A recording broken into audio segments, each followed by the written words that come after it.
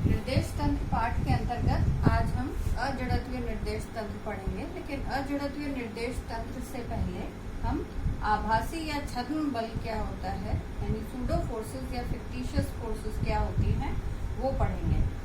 तो मान लिया कोई एक कण है जो एस निर्देश तंत्र में स्थिर पड़ा हुआ है, यानी उस पर कोई बल कार्यरत नहीं है, तो ऐसे में उसका जो त्वरण है वो हमें 0 लगता होगा,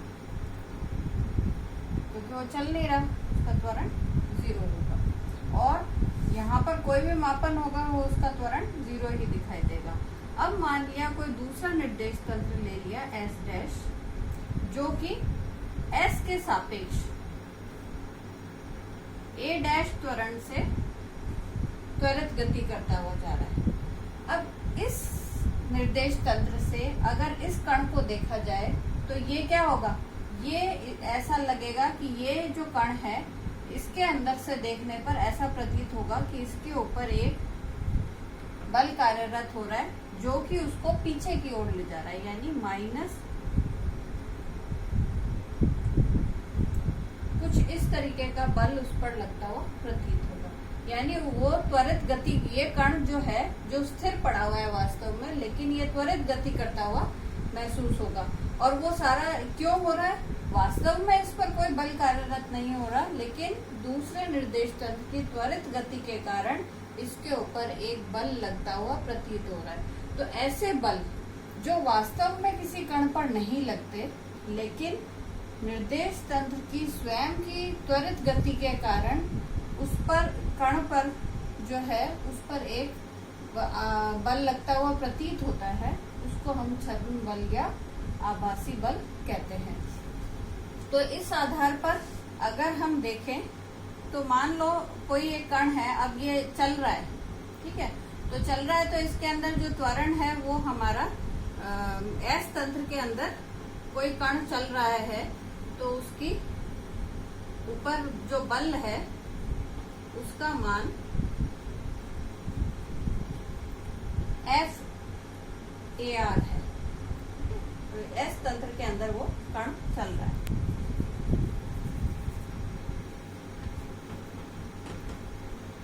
अब क्या है, इसी कण को जो चल रहा है इसके ऊपर अन्य और कोई बल नहीं कार्यरत है, केवल AR त्वरण से वो गतिमान है। अब कोई S dash frame of reference ले लिया हमने, जो कि इसके सापेक्ष त्वरित गति कर रहा है, तो उसकी गति हम मान लेते हैं A0 त्वरित गति कर रहा है। ऐसी स्थिति में क्या होगा, इस कण पे एक आभासी बल लगने लगेगा। उस आभासी बल का मान कितना होगा, क्योंकि ये आगे की ओर अग्रसर है, इसलिए इसके ऊपर एक विपरीत दिशा में एक बल लगता हुआ महसूस होगा। तो इस प्रकार से इस कण पर क्या होगा, कुल बल का जो मान होगा वो इन दोनों बलों का सदिश योग हो जाएगा।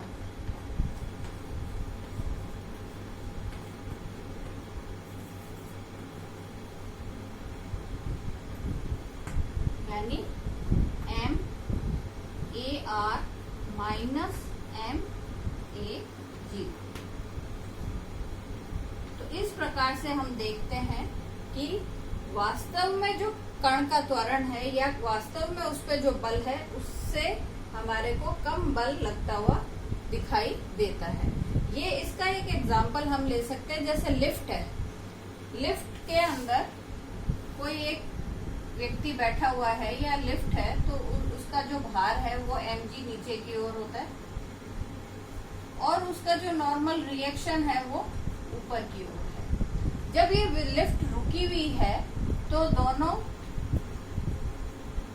बराबर होंगे, लेकिन जब लिफ्ट ऊपर की ओर या नीचे की ओर त्वरित गति करने लगती है, त्वरित गति कर रही है, अगर समान वेग से गति कर रही है तब की बात नहीं, हम त्वरित की बात कर रहे हैं।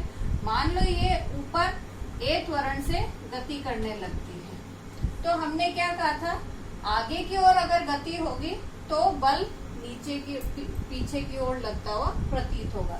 ऐसी स्थिति में क्या हो जाएगा, ऐसी स्थिति में हो जाएगा T माइनस mg बराबर ma या T बराबर एम जी प्लस ए, यानी ऊपर की ओर जब लिफ्ट उठेगी तो उस व्यक्ति को अपना भार बढ़ता हुआ महसूस होगा। ऐसे ही अगर वो नीचे की ओर आती है तो फिर वही विपरीत दिशा में बल लगेगा। तो ऐसी स्थिति में क्या हो जाएगा, M G minus T is equals to M A, और इस स्थिति में टी बराबर एम जी जी माइनस ए। तो नीचे की ओर जब लिफ्ट आ रही है तो उसको अपना स्वयं का भार हल्का महसूस होना शुरू हो जाएगा। वास्तव में उसका भार कम नहीं हो रहा, उसको महसूस हो रहा है, यानी वो छद्म बल के कारण ऐसा उसके ऊपर एक एडिशनल बल लगता हुआ प्रतीत होता है। ऐसे ही अगर वो फ्रीली फॉल होना शुरू हो जाए तो हमें पता है जब भी कोई चीज फ्रीली फॉल करती है तो उस पर जो त्वरण है वो स्वतंत्रता पूर्वक गिरती हुई वस्तु पर हमेशा त्वरण जी के बराबर लगता है। ऐसी स्थिति में क्या हो जाएगा, एम जी माइनस जी। तो ऐसी वस्तु जो स्वतंत्रता पूर्वक गिर रही है उस पर कोई भी भार लगता, वो भारहीन लगेगी।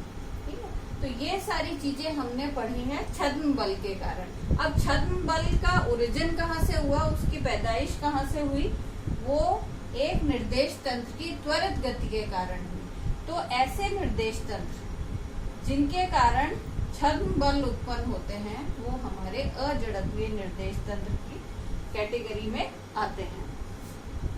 वही हमारे अजड़त्वीय निर्देश तंत्र है।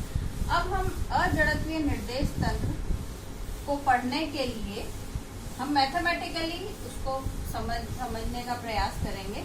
उसके लिए हम एक रूपांतरण समीकरण फिर से पढ़ेंगे। घूर्णन तंत्र के लिए रूपांतरण समीकरण, घूर्णन तंत्र के लिए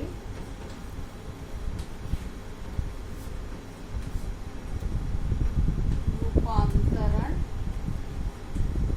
समीकरण।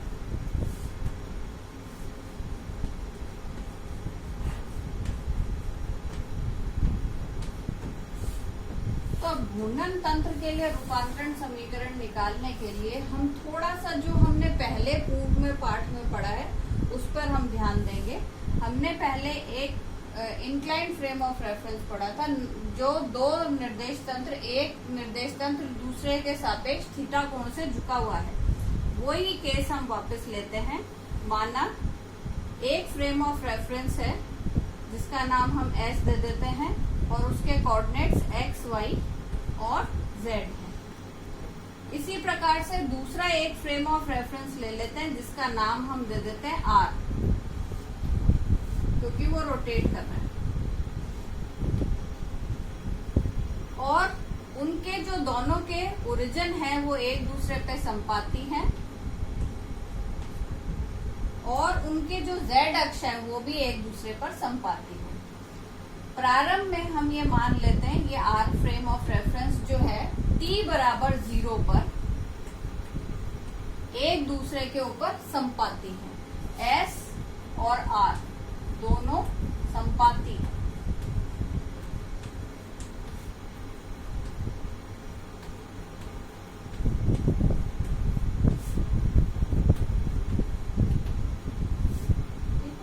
अब कुछ जैसे घड़ी आपने ऑन करी, ये आर फ्रेम ऑफ रेफरेंस धीरे धीरे एस के सापेक्ष घूर्णन करने लगता है और उसका वेग, जो कोणीय वेग है वो माना हमारा ओमेगा है। ओमेगा कोणीय वेग से वो घूमना शुरू हो जाता है। तो टी समय पश्चात क्या होगा, टी समय पश्चात वो जिस कोण पे होगा उस कोण का मान ओमेगा टी के बराबर हो जाएगा। अब ये चीज हमने पहले पढ़ रखी थी कि मान लो दो तल हैं, दो निर्देश तंत्र है जो कि थीटा कोण से, एक फ्रेम दूसरे के सापेक्ष थीटा कोण से जब झुका हुआ होता है तो हमने एक ये पहले हम निकाल चुके हैं। उसमें हमने कोई एक कण है P जिसके निर्देशांक S फ्रेम में x, y, z है और R फ्रेम में x डैश, y डैश और z डैश है। तो ऐसी स्थिति में हमने x डैश और x के बीच में संबंध निकाला था, जो हम दोबारा यहाँ नहीं निकालेंगे, हम उसको काम में लेंगे। वो है हमारा x cos theta plus y sin theta,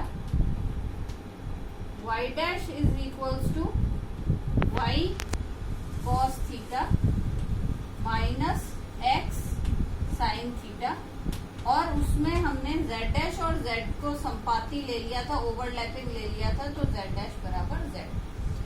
कुछ ये हमारे समीकरण आ गए थे।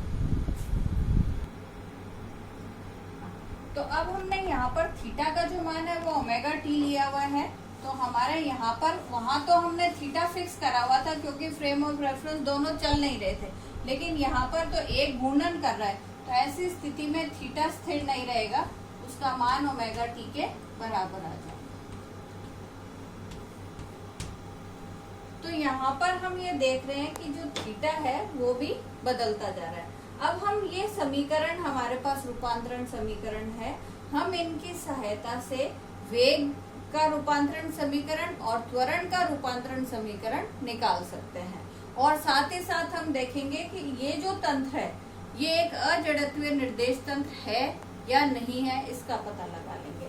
तो इसके लिए हम एक इनमें से इन समीकरणों को हम एक बार साइड में यहाँ लिख लेते हैं। x डैश बराबर x cos omega T plus y sin omega T, y dash is equals to y cos omega T minus x sin omega T. सबसे पहले x का हम अवकलन करेंगे, तो x डैश का अवकलन करेंगे। हम सबसे पहले क्या निकाल रहे हैं, वेग का रूपांतरण।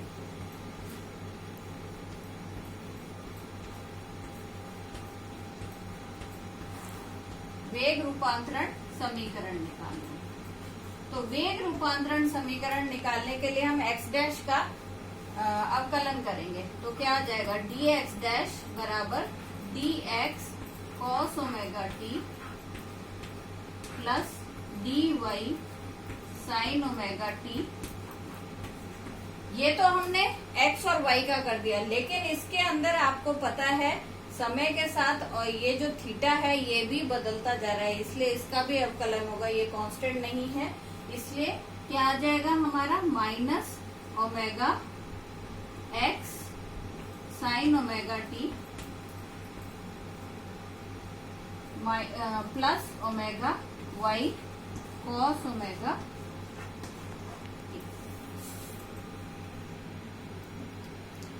हाँ, तो हम आगे इसी प्रकार अवकलन करते हुए dx डैश का मान कुछ इस तरीके से लिखा, हमने अभी अवकलन किया था, उसमें मैंने क्या करा, अवकलन समीकरण में ओमेगा को बाहर निकाल लिया और dt हमारा कॉमन है, दोनों को कर लिया। अब अगर हम इसको देखें y cos omega T minus x sin omega T, ये वास्तव में y डैश के बराबर है, इसलिए हमने इसकी जगह y डैश लिख दिया। तो आपकी dx डैश क्या हो गई, dx डैश बराबर dx cos omega T plus dy sin omega T plus omega y dash dt।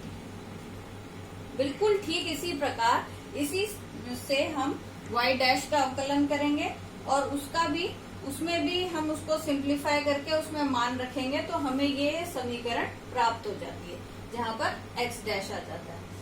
जैसे इसमें y डैश आया वैसे ही इसके अंदर x डैश आ गया, और dz डैश जो है वो dz के बराबर है। अब हमें इससे ये हमारी जो समीकरणें आई हैं, ये वाली, ये तीनों समीकरणें, ये तीनों समीकरणें हमारी विस्थापन रूपांतरण समीकरणें भी कहलाती हैं। अब हम वेग रूपांतरण समीकरण निकालना चाहते हैं, तो हम संपूर्ण इन समीकरण को dt से भाग लगा देंगे। तो सबसे पहले हम x वाली समीकरण को भाग लगाएंगे, तो ये dt से भाग लगा दिया हमने, यहाँ पर से dt हट गया और कुछ इस तरीके की समीकरण आपको प्राप्त हो गई। अब हमें पता है dx by dt वेग होता है, तो हमने इसको ux लिख लिया, इसको हमने uy लिख लिया, और क्योंकि ये x डैश है इसलिए हमने इसको वेग ux डैश लिख लिया। तो ये आपकी जो समीकरण है ये यू एक्स डैश बराबर U X cos omega T U Y sine omega T plus omega Y dash, ये हमारी आ गई वेग रूपांतरण समीकरण। इसी प्रकार से y के अंदर अगर हम dt से भाग लगा दे y वाली विस्थापन समीकरण में, तो हमें u y डैश प्राप्त होता है। और ऐसे ही हम तीसरी z की विस्थापन रूपांतरण समीकरण में लगा देते हैं, dt दोनों तरफ लगाएंगे तो हमें z के सापेक्ष वेग की रूपांतरण समीकरण प्राप्त हो जाती है। तो हमने यहाँ पर वेग रूपांतरण समीकरण तीनों देख लिए। अब हम त्वरण रूपांतरण समीकरण निकालेंगे। त्वरण रूपांतरण समीकरण के लिए हमें इन तीनों रूपांतरण समीकरणों को t के सापेक्ष अवकलन करना पड़ेगा। तो हम x का अवकलन करते हैं, यहाँ पर हमारा ux का अवकलन के साथ साथ cos ओमेगा t का अवकलन भी होगा और उधर ओमेगा y डैश का भी अवकलन होगा। तो हमारे को जो अवकल समीकरण है कुछ ऐसी ही प्राप्त होती है, जिसमें इतनी सारी टर्म्स होंगी। एक बार हमने ux के सापेक्ष कर दिया, दूसरी बार cos ओमेगा t का डिफरेंशिएशन कर दिया। अब इसके अंदर समीकरण को हम थोड़ा सा सिंप्लीफाई करें तो इसको तो हम ऐसे ही वापस लिख दिया, लेकिन इसके अंदर से अगर हम ओमेगा कॉमन ले लें तो आपकी ये समीकरण कुछ ऐसा रूप ले लेती है, U Y cos omega T minus U X sine omega T minus U X sine omega T U Y cos omega T. तो इसकी जगह हम इस समीकरण से मान रख देते हैं, तो मान कितना हो जाएगा, यू वाई डैश है और इधर ये आ जाएगा प्लस ओमेगा एक्स डैश। तो मैंने यहाँ पर वो मान रख दिया और इसको मैंने D Y dash by D T है, इसको यू वाई डैश लिख दिया। तो इस प्रकार से हमारे को ये समीकरण प्राप्त हो गई। अब अगर हम इसको ए एक्स डैश त्वरण हो गया, ये D you by D T वेग है, वेग के सापेक्ष टी का सापेक्ष उसका अवकलन है, तो ये त्वरण हो गया। तो ए एक्स डैश बराबर a x cos omega T plus a y sine omega T plus ये देखो यहाँ पर ये दोनों सेम है, ये टर्म्स ऐड हो गई 2 ओमेगा यू वाई डैश और ओमेगा से ये गुणा करने के कारण plus omega square X dash. तो ये हमारी क्या हो गई, ये एक्स दिशा में वेग त्वरण की रूपांतरण समीकरण हमें प्राप्त हो गई। ठीक इसी प्रकार से अब हम सेकंड जो इक्वेशन है यू वाई डैश की, उसको भी टी के सापेक्ष अवकलन करते हैं और उसको सिंप्लीफाई करने पर हमारे को y दिशा में त्वरण रूपांतरण समीकरण कुछ इस प्रकार से प्राप्त होती है और z की हमारी सेम ही रहेगा।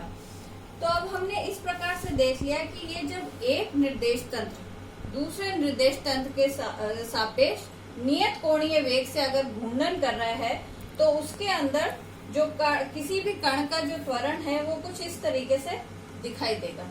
अब हम ये मान लेते हैं जो हमारा पहला निर्देश तंत्र है वो एक जड़त्वीय निर्देश तंत्र है और उसके अंदर जो त्वरण है वो कण पर कोई त्वरण कार्य नहीं कर रहा। ऐसी स्थिति में एस निर्देश तंत्र में हमारे त्वरण क्या थे, ए एक्स ए वाई और ए जेड, उनको हम लिख सकते हैं D square x by D T square और इस प्रकार से लिख सकते हैं। अगर कोई कण पर कोई त्वरण कार्य नहीं कर रहा तो इन सभी के मान 0 होंगे। अब ये मान अगर 0 है तो हम ए एक्स डैश में अगर ये मान 0 रखें तो ये मान 0, ये मान 0, लेकिन ए एक्स डैश का मान कितना हो जाएगा, ए एक्स डैश का मान होगा 2 omega U Y dash plus omega square X dash. इसी प्रकार से अगर ए वाई डैश देखें it is also not 0, A Z dash क्योंकि ओवरलैपिंग है इसलिए ये दोनों एक जैसे से दिखाई देंगे।